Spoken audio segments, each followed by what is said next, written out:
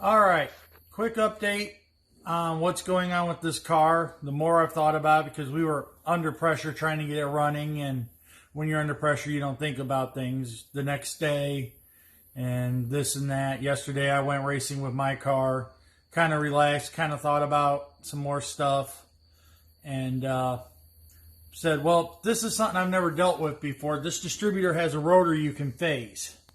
And I got to thinking, well, one of the things people said the timing was out, and that's where it was exactly phased to. I've already taken it apart and thought, I better take a video.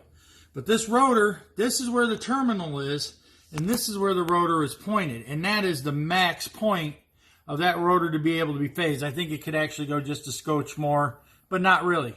That's where the marks are. That's where that rotor was sitting. So it wasn't even getting to there. So that could have been our problem. The next terminal closest this way is here. And you can actually phase it real nice on that side because it's coming in counterclockwise. So if it takes 20 degrees out, it's pointed damn near at it. When it takes 20 degrees out, it's going to be over in here, which is going to phase in real nicely. So, like I said, after thinking about it, and that's probably why it was breaking up real bad, because it wasn't anywhere near that terminal point where it needed to be to pick up. So I'm going to try rephasing the rotor. I got the balancer at 34 degrees, which we had the timing set, and get that done. And then there's a hole in the cap once we get it running to figure it out. I got a borrowed carburetor I'm going to throw on here because Copper has the carburetor that was on here leaking fuel everywhere, and then he took the 850 back home because he's planning on racing this weekend. I'm also racing this weekend, so that's where we're at. We'll let you guys go for now, and we'll talk to you later. All right, guys. Just a quick look. A friend of mine was nice enough to loan me the 750 so I can work on trying to get this timing curve and a few things taken care of. So I got to finish getting it plumbed in. And what I'm probably going to do is change the fitting there so I can just run my 1-6 into it because that's a -8. Probably cap or plug that one off. Now let's get that one in the frame here. Cap or plug this one off. Hope I've got this one going into there. More or less, we'll probably go under the alternator bracket. This is just for temporary, so I can try to get this phasing and timing and hopefully get this thing running the way it needs to. And I'm going to let you guys go. All right, guys. It's not pretty, but we're more over function over pretty right now because it's going to go back to the other carburetor with 2 feeds. Got fuel lines hooked up. Like I said, it's not pretty. Got a cap in that one. I actually wanted to run this the other way, but one hose is long, and that's the way it worked. So this isn't permanent. This is just to get the car started.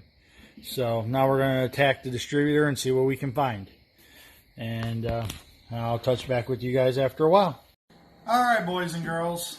Got it figured out on the phasing and figured out that was our problem. Stupid, simple stuff. When you're trying to do stuff and you don't think and you're getting frustrated, it's when you should walk away, which we didn't do. We tried to get it running. But we did get it running with other stuff. I thought about it. Like I said, I went racing on Sunday, kind of relaxed and had a good time and actually went a few rounds and started thinking about stuff on the way home. Come on, Sam. Out. Go, Bubba's. Anyways, thinking about, well, is the phasing of the rotor off? Because timing did sound like a major problem with this and why it wouldn't run right. And if that rotor wasn't pointed where it needed to be, that would be the problem. And I showed you guys earlier where the rotor was and indexed and everything, and I took it apart, re-indexed it, got a carburetor to at least run it and try it. I'm looking at float levels. I was setting them earlier. But we got it figured out, and we finally got it to run, which you guys will actually hear, and hear it run good for a change. Sorry, Copper, you're not here. Wish you were, but you were here when we started it with the other carb and everything, but we figured it out. Also, word of advice or a tech tip for anybody. I found out the hard way when I had all of this apart. Make sure your ignition is turned off. Somehow, evidently, Saturday we were so aggravated, we've left the ignition on. Anyways, I reached across here, and this coil wire was off, and I touched the distributor, and the MSD lit my ass up, and it didn't feel very good. But, so, make sure you pay attention to what you do, because that hurts. It still hurts actually, but that hurts. My wife is laughing at me. But anyways, without further ado, go ahead, Josh. You want fuel on and cool it? Not right away. Go ahead, turn the ignition on. Ready? Yep, turn it over.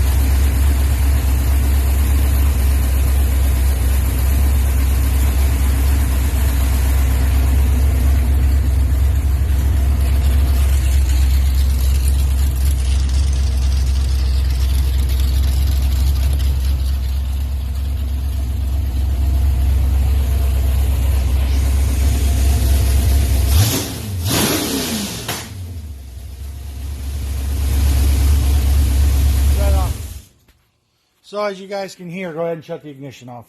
You guys can hear it actually finally runs. Runs good. I got the timing set at 32 degrees. It seems to be good to go now finally. There you go. Seems to be good to go. We're going to get it out and test it when copper can come down and we get it the proper carburetor. This is a loaner carburetor, like I said, for us to try to sort it out and see if it'll run. Sucks we had to wait till today. Didn't get it done on Saturday like we wanted to, but that's truly hot rodding, like we said. You run into problems, and you sometimes just got to step away for a day. What? Focus on the camera. Step away for the day and think about it. And not even think about it until after you've relaxed and you've done something else and go, all right, and then it's like the light bulb turns on. I'll bet you that's out of phase. Copper's still dealing with the carburetor issue, and that's kind of where we're at right now. Got to find my favorite list here. Copper Cutlass, YouTube and Instagram. Check them out, like, subscribe, do all the fun stuff, and we'll talk to you guys later.